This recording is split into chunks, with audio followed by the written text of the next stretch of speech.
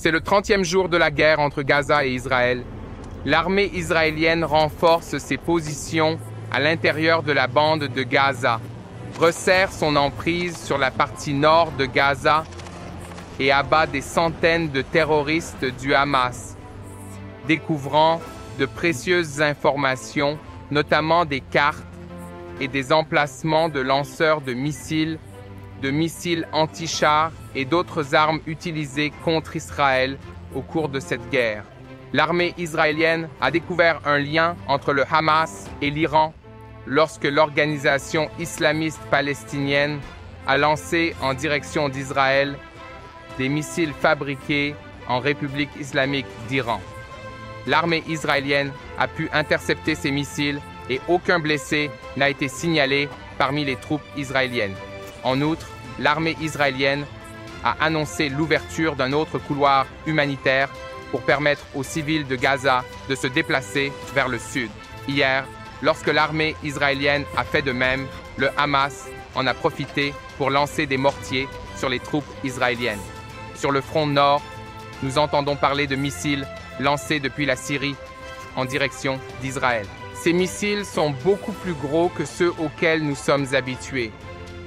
L'armée israélienne a pu intercepter ces missiles qui ont explosé au-dessus du Liban.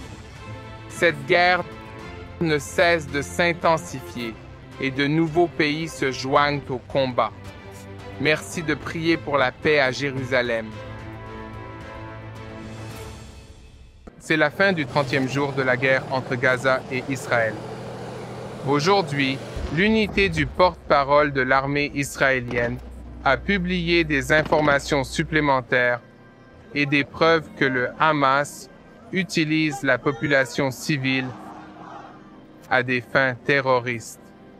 Nous avons déjà entendu parler de la complexité des tunnels terroristes souterrains situés sous le centre médical Shifa à Gaza. Dans cette preuve, l'armée israélienne montre que pendant la phase de construction de l'hôpital indonésien, également dans la bande de Gaza, le Hamas utilise les matériaux destinés à la construction de l'hôpital pour créer un bunker souterrain complexe sous la structure de cet hôpital. Vous pouvez voir ici des arches. Ces arches sont très uniques. C'est une structure unique. Elle n'est utilisée que pour les installations terroristes souterraines du Hamas. Ces arches en ciment ne sont pas nécessaires pour construire des hôpitaux. Elles sont utilisées pour construire la ville souterraine de la terreur et le métro souterrain des tunnels. Nous avons vu le Hamas utiliser ces arches pour construire des tunnels pendant de nombreuses années. Au lieu de construire des maisons pour les habitants de Gaza, il a construit ce métro sur des centaines de kilomètres sous Gaza et sous des lieux tels que des hôpitaux et des mosquées. Le Hamas est un mal qui utilise toute sa population civile pour attaquer Israël. Il lance des roquettes sur Israël à 75 mètres d'un hôpital. Pourquoi? Ils savent précisément que si Israël lance une attaque aérienne sur une telle base de lancement, l'hôpital sera endommagé. Israël est en train de libérer le peuple palestinien de l'emprise d'une organisation terroriste appelée Hamas.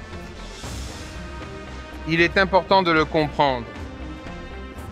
La population civile de la bande de Gaza se portera beaucoup mieux sans le Hamas, qui utilise tout son argent, tous ses fonds, tous ses enfants pour alimenter cette machine de terreur qui utilise les civils comme bouclier humain, qui prend tout leur argent et l'utilise pour ses dirigeants dont la plupart ne vivent même pas dans la bande de Gaza.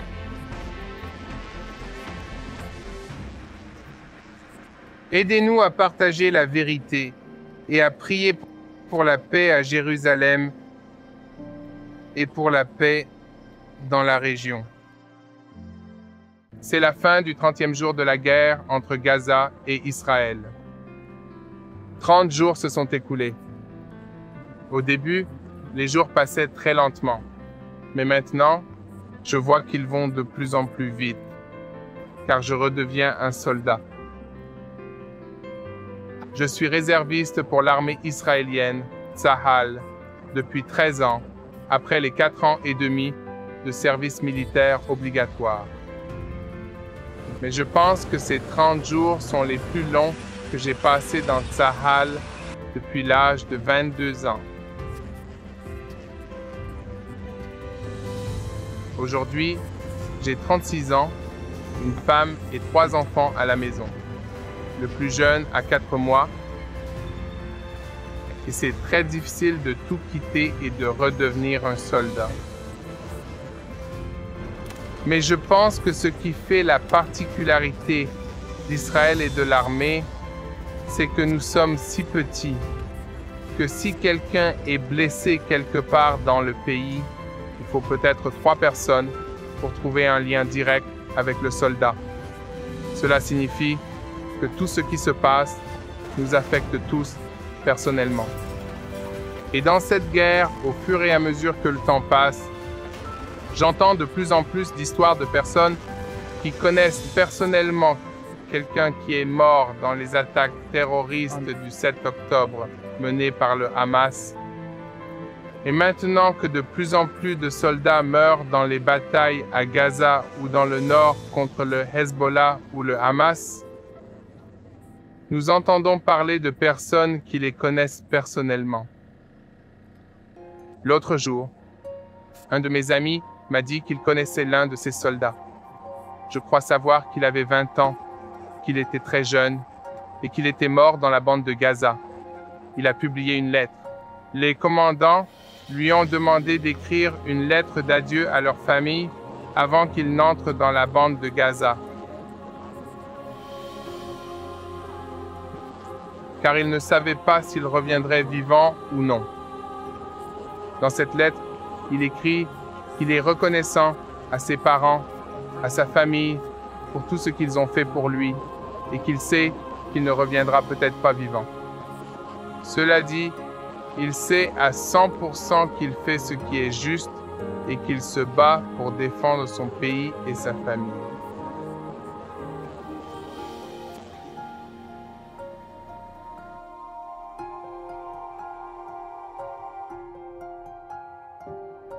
Cette histoire est bien sûr très triste, mais elle m'a donné beaucoup de force pour continuer à avancer, même si ma famille, ma femme et mes enfants me manquent.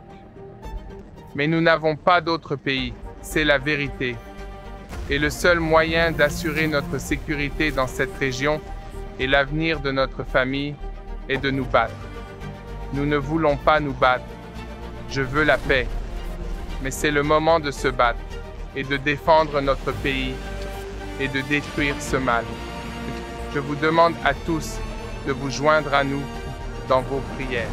Priez pour la sécurité des soldats de Tsahal et priez pour que Dieu réconforte les familles de ceux qui sont dans le besoin et de ceux qui ont perdu chaque enfant.